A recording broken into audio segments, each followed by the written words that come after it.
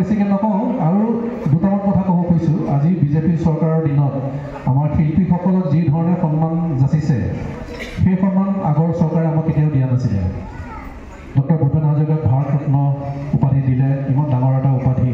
আগতে ইমান দিন আমাৰ নিজৰ ভূপেন দাক আগৰ চৰকাৰে গমেই নাপালে যে ভূপেন হাজৰিকা আমাৰ অসমৰ কি হয়। বিজেপি চৰকাৰে এই কামটো কৰিলে আৰু আমাৰ ভূপেন হাজৰিকা শ্ৰদ্ধা, তেওঁ আমাৰ শিল্পী সমাজৰ হৈ বিজেপিৰ এগৰাকী কাৰ্যকৰ্তা আছিলে। হয়তো বহুতে কথাটো পাহৰিব পাৰে, নাজানিব পাৰে। আৰু এতিয়া অসমত যিমানবিলাক চিনেমাৰ লগত জড়িত, নাটকৰ লগত জড়িত, নৃত্যৰ লগত জড়িত শিল্পী আছে, বেছিভাগে বিজেপিত জইন কৰিছে। কাৰণ বিজেপিয়ে শিল্পীসকলক বহুত সন্মান দিছে, একেলগে ভাত খাইছে, একেলগে চাহ খাইছে আৰু বহুত গধুৰ গধুৰ দায়িত্বও দিছে বিভিন্ন বিভাগত। গতিকে তেনেকুৱা এটা দলৰ মই এজন কৰ্মী হ'বলৈ পাই মোৰ খুব ভাল লাগিছে আৰু ইয়ালৈ আহি খুব ভাল লাগিছে। মই দেখিছোঁ এই কেম্পেইন যেতিয়া কৰি আছোঁ, সকলোৰে মুখত মানে হাঁহি এটা আছে, এটা সহজ ভাৱ এটা আছে আৰু মুখত একো টেনশ্যন নাই। আৰু সেইটোৱে প্ৰমাণ কৰে যে আচলতে আপোনালোকে শান্তিত আছে, ধুনীয়াকৈ আছে আৰু একো সমস্যাৰ সৃষ্টি হোৱা নাই। সেইটো দেখিও খুব ভাল লাগিছে। মই এতিয়া বেছি কথা নকওঁ, এতিয়া গান গাই দিওঁ আৰু যিহেতু অলপ বতৰটো ঠাণ্ডা হৈছে। কিন্তু এটা কথা হ'ল, আপোনালোকে অলপ লগ দিবনে নাই? মইতো বহুত দূৰৰ পৰা আহিছোঁ নহয়, অলপ লগ দিব লাগিব, দিবনে?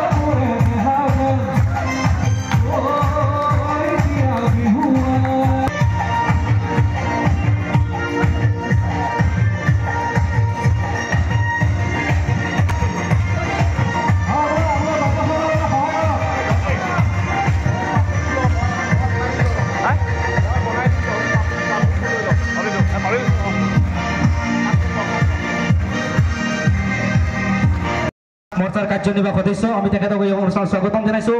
আমাৰ মাজত উপস্থিত আছে ভাৰতীয় জনতা পাৰ্টি যুৱ মৰ্চাৰ চাবুৱা মণ্ডল সমিতিৰ সন্মানীয় সভাপতি ভাস্কৰ জ্যোতি গোহাঁই ডাঙৰীয়া, তেখেতকো এখনি ফুলাম গামোচাৰে সম্বৰ্ধনাৰ বাবে আমাৰ ৱাৰ্ড সদস্য সুনীল বৰুৱা ডাঙৰীয়াক অনুৰোধ জনাইছোঁ। এইকাৰণে যে আমাৰ বহুত মানুহ এতিয়া অৰুণোদয় পাবলৈ বাকী আছে, যে সেই অৰুণোদয় মানুহখিনি যিখিনি আমাৰ ৰেচন কাৰ্ড থকা পৰিয়াল, এটা ৰেচন কাৰ্ডত আমি এটাকৈ অৰুণোদয় দিম।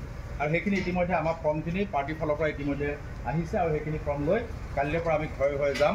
আৰু সেই অৰুণোদয় আঁচনি এটা ঘৰত কিন্তু কাৰ্ডৰ এগেইনষ্টত এটাহে দেই, কাৰণ সেইকাৰণে কৈছোঁ। মই তেখেতক মঞ্চলৈ আগুৱাই আহিবৰ কাৰণে অনুৰোধ জনাইছোঁ। সন্মানীয় ৰজনী গোহাঁই, এয়া অসম গণ পৰিষদ দলৰ প্ৰাক্তন তেখেত ৱাৰ্ড সদস্য আছিল। আমি তেখেতক আমাৰ দললৈ স্বাগতম জনাইছোঁ। অসম গণ পৰিষদ দলৰ অন্যতম সন্মানীয়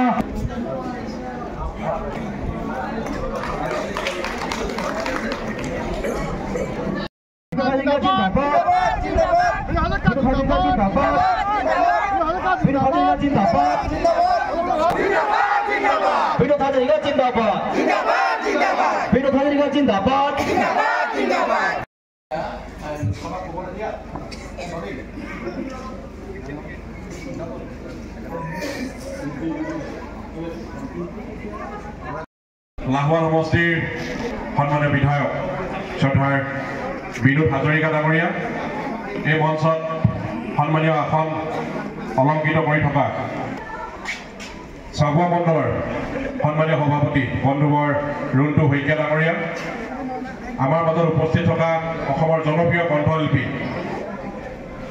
জিতুল সোণোৱাল ডাঙৰীয়া আৰু মঞ্চত আসন গ্ৰহণ কৰি থকা ইতিমধ্যে উদ্যোগ সন্মানীয় লেখন বৰুৱা ডাঙৰীয়া, তেখেতক আসন গ্ৰহণ কৰিবলৈ অনুৰোধ জনাইছোঁ। আমাৰ বিশিষ্ট সমাজসেৱক সন্মানীয় মজিদ ফুকন ডাঙৰীয়া, তেখেতকো আমি আসন গ্ৰহণ কৰিবলৈ অনুৰোধ জনাইছোঁ।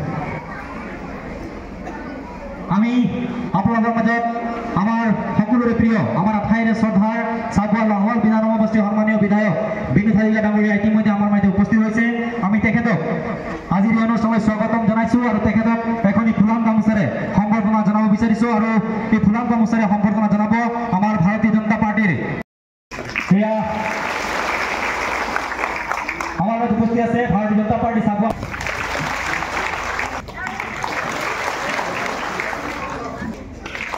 আমাৰ লগত উপস্থিত আছে এই অঞ্চলৰে বিশিষ্ট জনতা পাৰ্টি আমি আমাৰ দললৈ স্বাগতম জনাইছোঁ আৰু কেইজন সন্মানীয় বিষয় আছে আজি আনুষ্ঠানিকভাৱে ভাৰতীয় জনতা পাৰ্টিৰ নীতি আৰু আদৰ্শৰ প্ৰতি আকৃষ্ট হৈ আমাৰ দলে যোগদান কৰিব মই গোলাপী ভূমি ৰজনী গোহাঁই অনুপ গোহাঁই ৰূপম গলা সকলোকে মই ৰূপম গোহাঁই সকলোকে আমাৰ মঞ্চলৈ আগুৱাই আহিবৰ কাৰণে অনুৰোধ জনাইছোঁ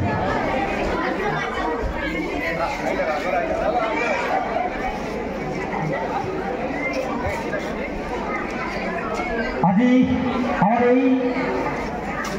এই যোগদান আমাৰ ভাৰতীয় জনতা পাৰ্টি আনুষ্ঠানিকভাবে যোগদান কৰব কংগ্ৰেস দলেৰ চাবুৱা পানীতোলাৰ প্ৰাক্তন সভাপতি সন্মানীয় তৰুণ জ্যোতি ফুকন ডাঙৰীয়া মই তেখেতকো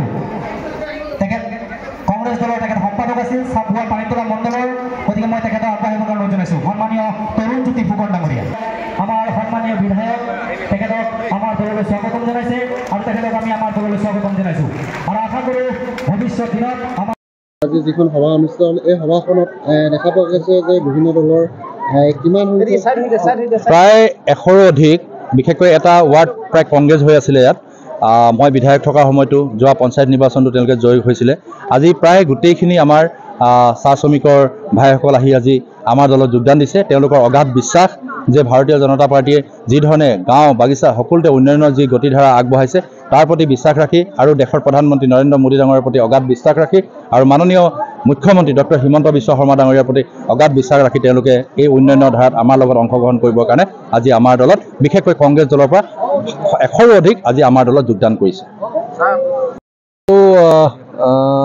মানে কি ক'ম এতিয়া আকৌ এটা কথাই ক'ব লাগিব আৰু ৰাইজে জিকাব লাগিব আৰু আমি জিকিমেই আৰু এতিয়া তিনিটা শব্দই ক'ম আৰু উন্নয়ন উন্নয়ন আৰু উন্নয়ন বেলেগ আৰু কি ক'ম আৰু মই কথাখিনি কৈছোঁ এতিয়া বিজেপি এটা এনেকুৱা এটা দল মানে মই যিহেতু গান গোৱা মানুহ এজন শিল্পী মানুহ গতিকে এটা কথা ক'ব পাৰোঁ যে আমাৰ অসমৰ এতিয়া ইমানবিলাক শিল্পী এতিয়া বিজেপি যে জইন কৰিছে গতিকে বিজেপিয়ে তাৰমানে ইমান তেওঁলোকক সন্মান দিছে ডাঙৰ ডাঙৰ গধুৰ গধুৰ দায়িত্বও দিছে নামবিলাক ক'লে নামবিলাক শেষেই নহ'ব কৃষ্ণমণি চুতীয়াৰ পৰা আৰম্ভ কৰি শ্ৰীমন্ত শেখৰলৈকে গায়ত্ৰী মহন্তৰ পৰা আৰম্ভ কৰি আইমী বৰুৱালৈকে গতিকে এই গোটেইখিনিক লৈ পেলাই আমিও শিল্পী সমাজেও বিজেপিৰ কাৰণে খুব লাগি আছোঁ আমি আৰু আমি বিজেপি থকাটো বিচাৰোঁ কাৰণ এটাই যে বিজেপিয়ে কাম কৰিছে আৰু কাম কৰি থাকিব আৰু আমাৰ সকলোৰে আদৰৰ আমাৰ শ্ৰদ্ধাৰ সৰ্বানন্দ সোণোৱাল ডাঙৰীয়া আমাৰ এইটো অঞ্চলৰ পৰা যে তেখেতে এবাৰ প্ৰাৰ্থী হৈছে সেইটো আমাৰ সকলোৰে কাৰণে খুব এটা ভাগ্যৰ কথা আৰু আমি মানে একবাৰ নিশ্চিত হৈ আছোঁ তেখেতে বিপুল ভোটত এবাৰ জয়লাভ কৰিব ধন্যবাদ